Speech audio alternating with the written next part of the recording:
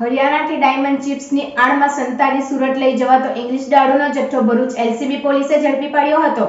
ભરૂચ એલસીબીએ Ankleshwar national highway ઉપર Chaudhary palace hotel પાર્કિંગમાંથી મિની આઈસર ટેમ્પો ઝડપી પાડ્યો હતો।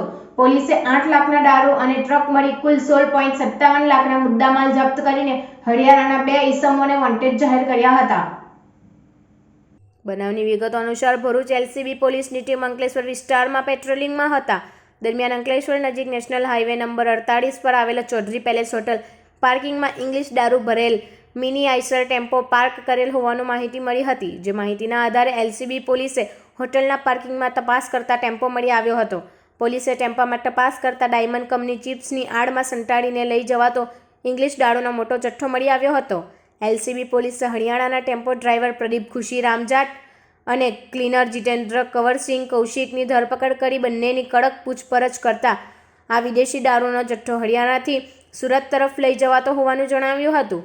પોલીસે ₹8 લાખ ઉપરાંતનો ઇંગ્લિશ દારૂનો જથ્થો અને 7 લાખનો ટેમ્પો તેમજ 1.40 લાખની ચિપ્સનો જથ્થો મળી કુલ 16.27 લાખનો મુદ્દામાલ જપ્ત કર્યો હતો। ઇંગ્લિશ દારૂનો જથ્થો ભરી આપનાર સહિત 2 ઈસમને વોન્ટેડ જાહેર કરી તેઓ વિરુદ્ધ અંકલેશ્વર બી ડિવિઝન પોલીસ મથકમાં ફરિયાદ નોંધાવી હતી।